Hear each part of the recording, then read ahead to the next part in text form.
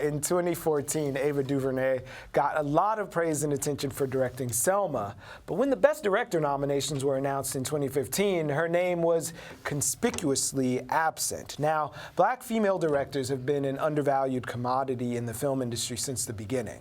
But that doesn't mean they haven't been making movies, even if it was on tiny budgets with little or no commercial support. This Friday at BAM Cinematek, they'll kick off a 3-week series called One Way or Another, Black Women's Cinema, 1970 to 1991.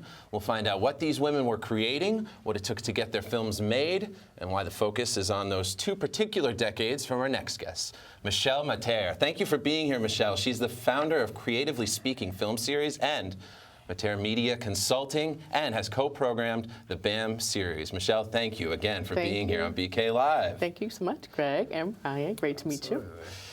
Where do we begin? All right, how did you, let's start with your involvement. How did you get involved with organizing this lovely and wonderful series at BAM Cinematek? Sure. Well, thanks to Nellie Killian of BAM Cinematek. She was aware of the program that I had co-programmed about 2 years ago up at Lincoln Center with Jake Perlin called Tell It Like It Is, which looked at filmmakers from 1968 to 86 who had been working in the field here in New York as independent filmmakers. You know, we often hear about the LA Rebellion folks out on the West Coast, but we very rarely heard about the New York contingent and what was going on here.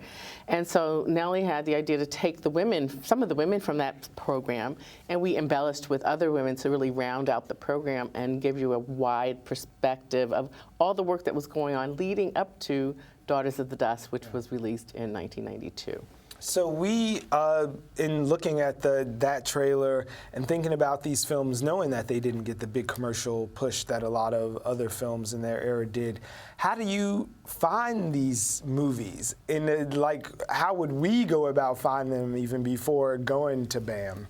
Well, unfortunately, that is the problem, Brian. Yeah. I mean, you just don't find them too typically. They're not necessarily on Netflix. Right. A lot of people haven't preserved them. That's a whole other issue, is preservation and archival process with a lot of these films. They didn't even exist digitally. Yeah. The New York Public Library has been instrumental in helping us preserve and digitize a lot of this work so that we're able to bring it to you in this program.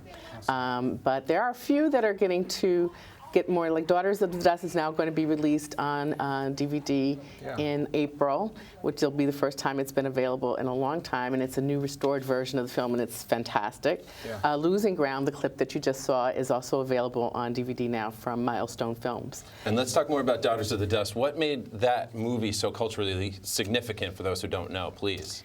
You know, it's hard to put it into a real small synopsis. However, it was the first time an African-American writer-director, female producer, had a theatrically commercially released film in 1992, believe it or not. 1992. That's correct. And the company that I founded with 3 other partners were the distribution and marketing consultants along with Kino International. So wait, you have to give us a little bit of that backstory. We don't often get to sit down with film distributors, especially pioneering ones. What was that like? Were you actually calling up theaters saying you need to have this property, there's X amount of people in your city, they would show up, you can make money? What are those calls like? You almost hit it on the head, Brian, because this was like pre-internet, right? So like this was what we call guerrilla grassroots, really hand-to-hand combat, I called it, in terms of doing outreach around getting the word out about this film. We would stand at subway stops with flyers if people are going into the subway. You know, we'd have individuals around the country, wherever the markets were that we were getting the film,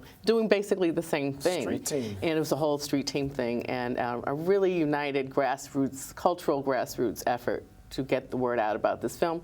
And it was a phenomenon at the time. You know, it was here at the Film Forum for 2 weeks, sold out every show, every day. Wow. We then successfully moved over to the Village East Cinema on 2nd Avenue without a hitch. Again, sold out every day, all day.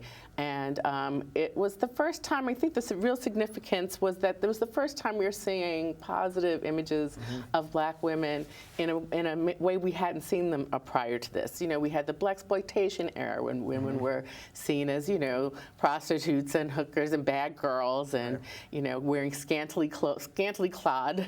And then we had, you know, the maids and the nannies. But this was the first time we saw really empowered women standing up for their families, standing up for their own rights, being very empowered about their destinies and their determinations. And a glimpse into something no one had ever seen that culture before on the big screen. It was like... That's true. It's very funny because, quick story, people did not like being called Geechee. Up until this film. And nobody really wanted to admit that they were from those islands. Yeah. And all of a sudden there was this huge, I remember people running up to Julie and like wanting a lock of her hair. I mean, basically like, oh yes, we're Geechee, we're Gullah, and we're proud of it. Right. Because here we could see a part of our culture that they hadn't seen before. Beautifully rendered. Absolutely. I'm sorry, I'm totally fanboying out because I'm thinking about how she cracked open this thing and like knocked down the door, but then there wasn't the big rush after. Hollywood still didn't get it. Like, I go from, in my mind, from Julie Dash to like Casey Lemons, and then like the dearth between them, and then an Ava pops up. It's like you get one every 2 or 3 decades. Well, and again, it's really only because you don't hear about these women. Some of the women we have in the program are such women, such as Nima Barnett, who's here from New York City. Right. We have 2 of her films in the program, Sky Captain and Azora Is My Name, which is starring Ruby Dee. And she's been a television director for many years now. But she has a whole, body of work leading up to her becoming a TV director that, did the Cosby shows and, St. Elsewhere and all of those programs. But she's been working all along. Same thing with Kathy Sandler, whose film we're showing, Remembering Thelma. She's been a documentary filmmaker for many, many years. The same thing with Camille Billups, whose work we're also showing. She's been a documentary filmmaker as well for many, many years. So it's just a matter of having the exposure and visibility that these women need with their work. And so you've touched on a few of these great films that are going to be a part of the series. What are some other gems you don't want people to miss out of this series? And again, it's at BAM Cinematek, 1970 to 1991, Black women's cinema, one way or another. First among equals. Thank you, because it's always, that's the worst question you can ask a curator, is what's your favorite film? It's right here. They wrote it for me. For what it's worth. And I they saw told me that. to ask it. And I saw that, and I said to Justin, you should never put that question in for a curator. However, given that, I think Losing Ground is definitely one to not miss, only because it was never released. It's a feature film, was never released when it was first made until we showed it at Lincoln Center in 2015. Wow. And it was finished in 1984. So it's like that whole era. And as you said, Brian, before we look at it, it does not look dated at all. Also a film that is very close to my heart because the filmmaker is a friend of mine who recently passed away, Carolyn Johnson, called A Dream is What You Wake Up From. And just the title alone is so significant. Yes. But these women were working without formulas. They were working, talk about outside the box, they were outside the frame. They were all over the place, really doing work. This film, and that's the image you're seeing now from that film, this film combines narrative, a narrative, scripted, actors, part of the film, with documentary interaction.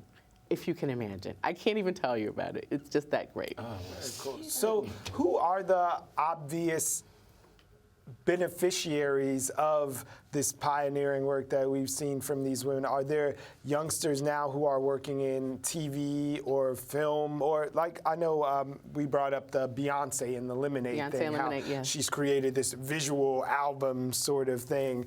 And the influence of Daughters is so apparent in a lot of these things. Absolutely. No, I think that the issues are a lot of the same issues that we're having today. So that's one way that these new filmmakers can really take advantage of seeing this work. But I think the aesthetic was also different. I think it's not so formulaic. Technology is an amazing thing, and the quality and all of that, but sometimes the grittiness is much more effective and visually, artistically expressive. Yeah. And that's what you'll find in every one of these films that we don't see too much of anymore. Right, we were talking about the trailer even. It's so different from obviously any trailer that you'd see nowadays. Exactly. I'd say it's much better. Absolutely. But you talked a little bit about promoting these movies. In terms of producing the movies without technology and that sort of stuff, what sort of DIY concepts were in play in order to just get these movies filmed? Well, that's a really great question because if you look at the credits on a lot of these films, everybody worked on each other's films. It was a whole collaborative effort. Yeah. Again, that we don't see a lot of, we see some of, because film is a collaborative process anyway. But it was very much so, more than, because the resources were scant. It wasn't a matter of picking up a video camera and running out with a one-person team. You had to have camera, sound, lights, everything, and the cameras were huge. Yeah. So it's like you had to have a real, conducive team building kind of experience to get things done well. And it really was around that whole collaborative effort, I think, that things got done. Well, That's we're great. looking at the poster right now, One Way or Another, Black Women's Cinema from 1970 to 1991. It's on from the 3rd to the 23rd of With some this days month. off in between, so just make sure you check You might the need schedule. a day or two off after you see I definitely do. Yeah, you do, for sure. Nellie and I definitely For do. sure. Thank We're you going for to check coming. it out. I Thank you, really Michele. appreciate it. Thank you so much. Thank It's been you. great. Sharing some gems. Absolutely. We really appreciate it. Yeah.